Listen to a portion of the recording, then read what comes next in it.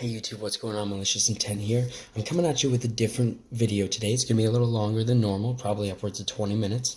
So if you want to skip to just the regional report, I'm going to do that after I show the deck profile of True Draco that I went in with. First, I'm going to talk a little bit about the regional, and I'm going to... I had a few trades, and there's not a lot, so I figured I'd share that with you guys here on the channel.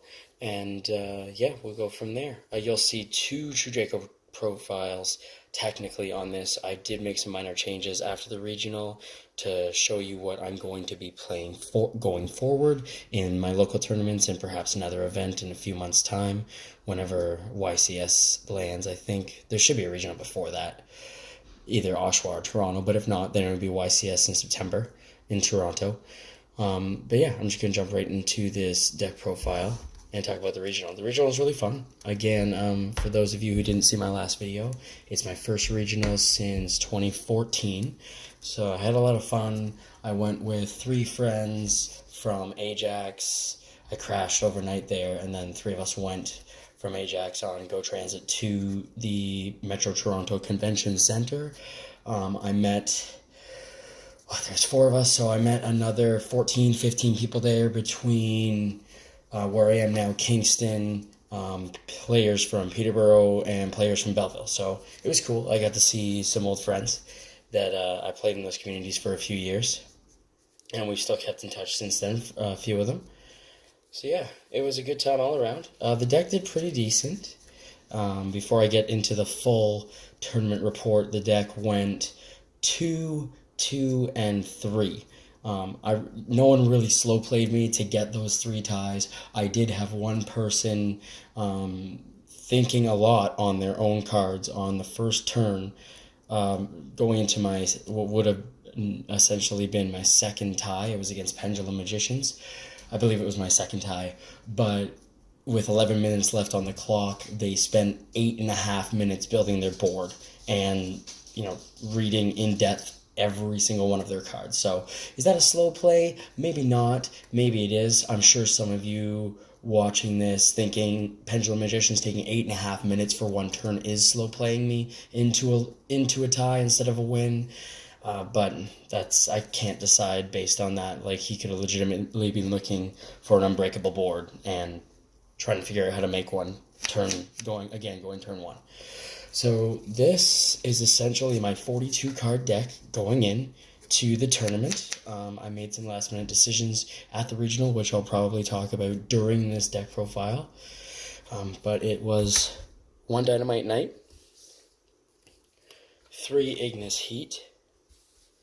I'll wait to the end of the video to talk about the recommendations I'm going to have going forward when I do my new 40 card deck profile. But this was last minute. I bought 2 impermanents for 170. Well, 2 impermanents and Pancratops for 170, yeah.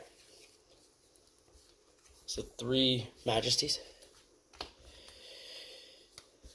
3 Diagram, 2 Terraforming,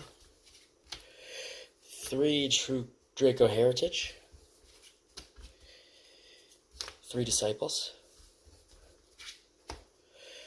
3 Card of Demise. Again, a lot of this is standard. 2 Desires,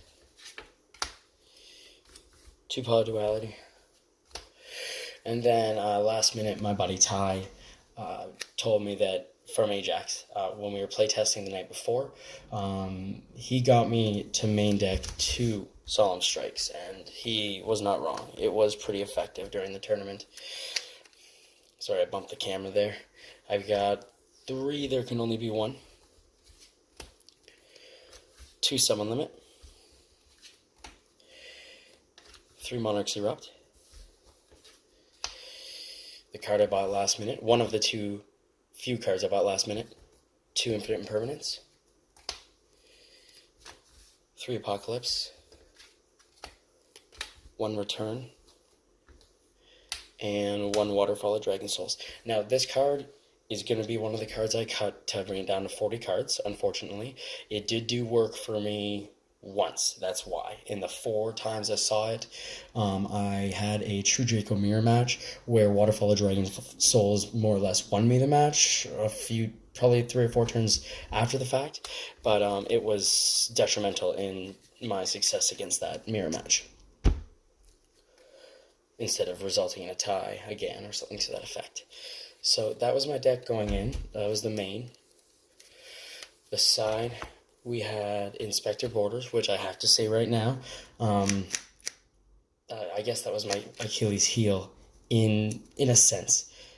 I did not see it once, and I sided it in for game 2 4 times, and for additionally a game 3 a couple times as well. And I did not see Inspector Border one time the whole day. 2 Artifact Lancia. 2 Winged Dragon of Sphere Mode. 2 Rivalry. 2 Goes in Match. Another card I picked up last minute. I already had 1, I got 2 more. 3 Evenly Matched. And one of my regrets was a side deck Imperial Order, regretting that I did not main deck it.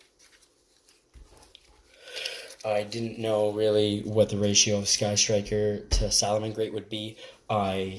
Based on reviewing other events that have taken place as of late, I thought there would be a lot of representation from Salamangreat, and in terms of my matches there was. I've faced Salamangreat more often than anything else, but my first loss to Sky Strikers was evident that I didn't main Imperial Order or have 2 anti-spell fragments or shared rides in the side deck.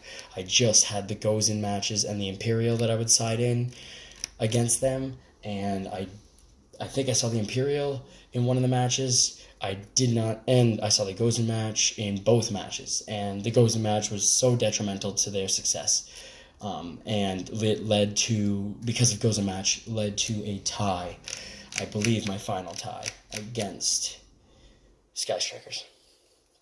My final tie before my friend, and essentially my ride, had to go. So that was the side of main that I played in the tournament. A quick tournament report. Round 1, I played against Salamangreat. I beat them outright. Game 1 was left with still 7,700 life points. I just went first and went off, I guess, on him. And game 2, I had lost due to their more or less OTK. Not really a true OTK, but they build some pretty decent boards and recur that counter trap. So that was a loss in game 2, and then I lost game 3. Not lost, but game 3 ended up in a draw. I believe we were still side decking for game 3, and time was called. Round 2, I faced against Pendulum Magician. I beat them outright game 1. I got OTK'd game 2, and we drew in time game 3. Against Sky Striker in round 3. This was a going second Sky Striker, which I didn't really understand what that meant when they run the dice roll. For the record, in 7 rounds, I won 3 dice rolls, only losing 4, so I guess that was okay. But when he won the dice roll and opted to go second, I did not expect evenly matched to be main deck, but I built a big board against them. Past turn, got evenly matched, and lost from there because Sky Strikers do what Sky Strikers do best, and swarm the field with resources in their hand, fill their hand with resources. And then my multi-roll is ridiculous anyways. Then game 2.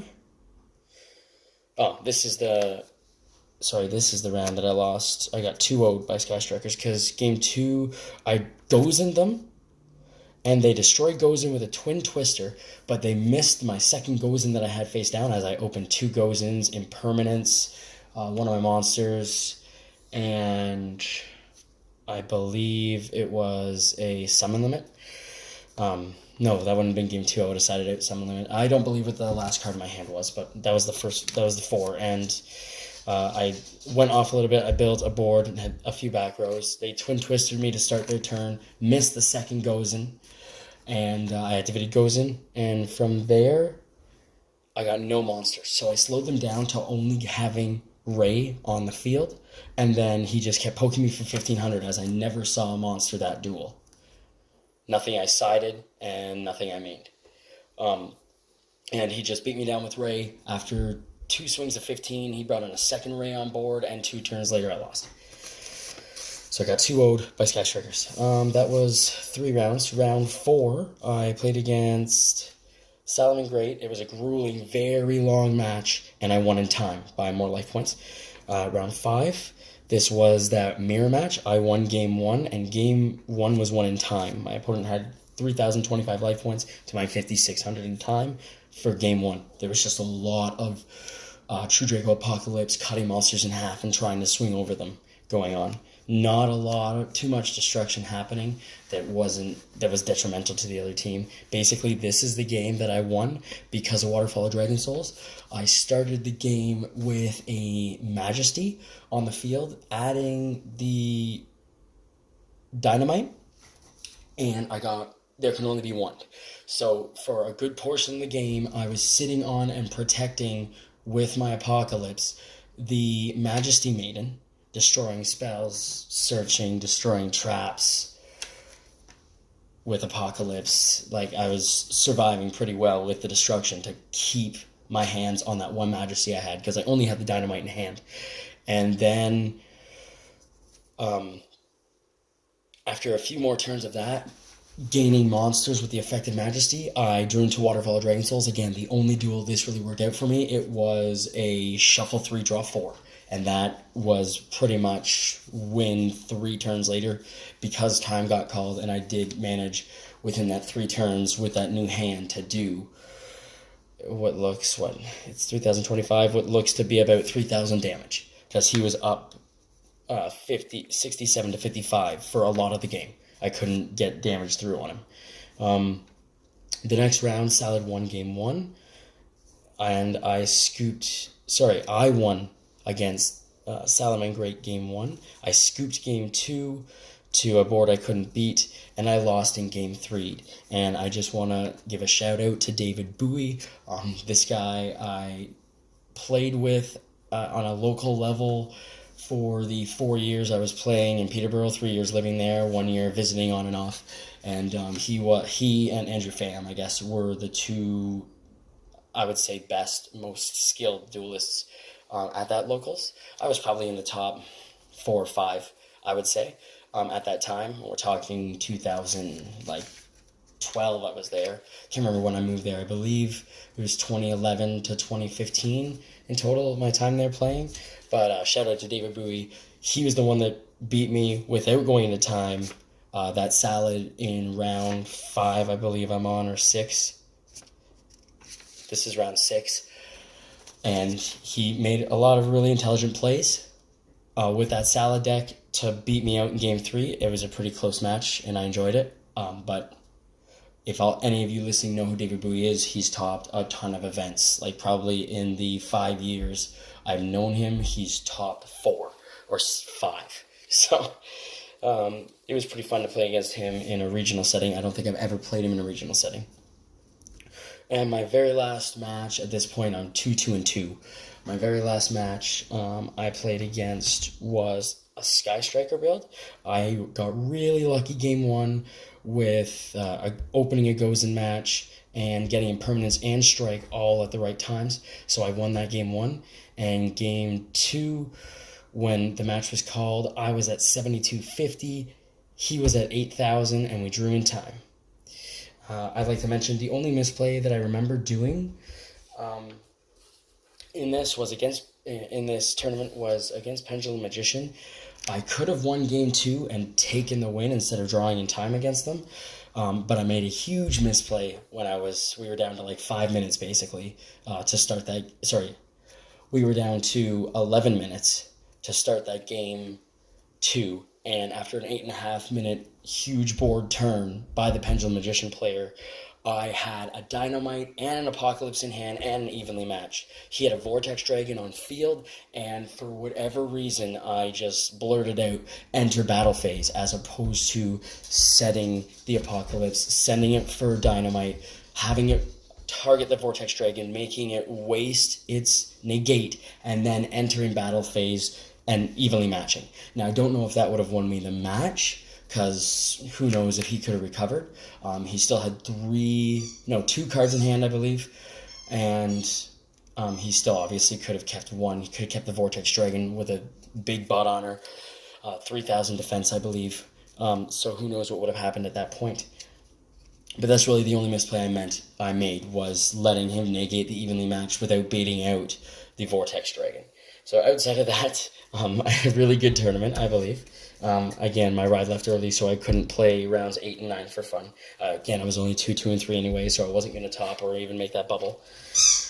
I just want to show you the trades I made for fun. Well, not for fun, obviously, to help my build, but the last minute trades I made I wanted to mention, because it's not many that I made on the day. I basically walked in with 2 drone locks, 1 ultra, 1 silver print, so basically $50 between them. I walked in with 2 First Ed Ultra Ash Blossoms and 2 First Ed Ultra, I forgot what they're called, the other hand trap in the format, Ghost Ogres, and a binder. What was left in the binder after that, because I just recently sold the collection, most of my traders, and a couple skeletons on eBay. What was left in that binder was just a bunch of super rares and a couple ultras from the last 2 sets, including Savage Strike. So I traded that entire binder for my pair of evenly matched here and the 2 summon limits. So that was the entire binder. Again, I just mentioned, like, that was literally everything that was in there. I traded also a Sunlight Wolf, a Hita, a Fusion of Fire, and 1 other Solomon Great card to a friend who came looking to get those cards for a Top Logical Bomber Dragon that I clearly can't use in this deck, but I picked up regardless anyways. I traded my Nightmare Phoenix and 2 Pankratops I wasn't using for a safe zone for future considerations for this deck. I paid 10 cash for this first LOD Rhoda, and I know you all are going to think I'm crazy about that, but it is $9 and change online on Troll and Toad, and on TG Player it's like 8, and both of those are in American, and it's mint condition, and it's one of my favorite cards. So even though I can't play it for this, it's a first edition original print, and I love it. Pankratops, again, I got that for paying the $170 for the 2 impermanents and the Pankratops. I thought that was a really good deal considering the vendors had the cards there for $120, and most people were saying $100 a piece. So I thought $170 for those 3 was pretty good. And then lastly, I kept those 2 Joel Locks out of the trade for the binder because I wasn't getting enough value for him to have the Joel Locks as well. But somebody really needed them. I can't use them in True Draco. By the time I need them again, playing a new deck, they'll most likely be either reprinted and gone down in value because of that, or just not as viable in the format and gone down in value because of that. So I traded them while they were high, and I got a first edition Secret Mint Max C. So if that ever came unbanned, that would probably be like $140 or something like that. But as it's currently banned, it was only worth $60, and for 2 Joel Locks, 1 Ultra, 1 Silver, and both First Ed Mint, I picked it up. Sorry, that was my dog playing with a chew toy that I've just stolen from him for the moment. Lastly, the changes I would have made. Honestly, after playing out 7 rounds, a lot of them going into that Game 3 and time being called, I didn't really see the need for all 3 Disciples. I saw a lot of deck builds with Disciples at 3 at the regionals. And prior to the regionals, like just watching YouTube videos, trying to get ideas on what I can do to make this less, I want to say cookie cutter, but it's not exactly cookie cutter, but in ways it is, because I do run about 32 cards that every one of them runs, but they're necessary. This is a very standard deck to play. But I didn't like 3 Disciples, which again was in a lot of Yugi Tubers deck builds. So I'm going to drop that down to 1. I saw a few decks, I'm not sure what their records were, but I saw a few decks running only the 1 Disciples, but I don't like those odds, especially since I play 2 Pot of Desires. I'm only looking to resolve 1 Pot of Desires, but with 2 Pot of Desires, I feel more comfortable that should I need to resolve the second, I might not lose that second. I might not lose all my disciples. Next, I want to drop this Waterfall of Dragon Souls out entirely. Again, drew into it 4 times. 3 times I didn't need it. 1 time it won me a mirror match, which had I not had Waterfall, maybe I would have won earlier. Who knows what would have happened. But I didn't appreciate that card when I got it. And outside of that duel. What other changes would I have made? Just quickly scanning through the deck just now. That would be the only 2 I would drop. And that would leave the deck at 40 currently. Then I wanted this Imperial Order back into the main. So by doing so, I decided that I'm going to drop There Can Only Be One, but not entirely from the deck. I'm going to side deck that card. In terms of the side deck itself, I did not see the borders once, that whole regional, in 7 rounds. I wish I had. Lancias, I didn't see a need because I didn't face Thunder Dragons. It's in there for Thunder Dragons, and it's in there for Trickstar's reincarnation and chain to reincarnation, so I don't lose my hand if they drolled, or if I didn't just search a bunch of pieces to make a good play, or even 2 pieces to make a good play. I don't want to be reincarnated if I made my once per turn searches to get those cards. So that would be there for the reincarnation. Again, Thunder Dragons, which I didn't see either deck. 2 Sphere Mode. I'm removing these, even against the decks that I would have dropped them on. Now, again, the reason I put them in there was, I said in the last video, was for those decks that dropped 4 negates on board. That's what it's there for. I didn't run into that. Out of all the people, like friends there, like the 15, I would even say 18 to 20 people there that I knew, I think one of them ran into a board first turn that was 3 negates. It wasn't whatever decks throw that on board, whether it be Infernities or whether it be another variant of Pendulum Magician. I didn't see it, so for now I'm taking this out, especially since at locals that deck doesn't exist here in Kingston, but it may exist in the near future, and I'm going to hold on to them because if it comes to needing these, I might even pick up a third. 2 Rivalries was good. 2 Gozen was good. 3 Evenly was also amazing. I pulled it off a couple times, the evenly matched play. Not sure where I've currently put my evenly matched, but there's 3 in here. But yeah, I'm taking out these sphere modes entirely for now, especially for locals. Then I'm left with 3 borders, 2 Lancias, 2 Rivalry, 2 Gozen, 1 There Can Be Only One, 3 evenly matched, the other 2 are somewhere in front of me in one of these piles, and 2 anti-spell hurricanes, because again, I wasn't happy that I didn't have the side deck answers, enough side deck answers to stop Sky Strikers. I even went in knowing it's my worst matchup, but thinking that the Gozen matches and the Imperial with my build was going to be enough, and it wasn't. So I'm putting those anti-spell fragrances back.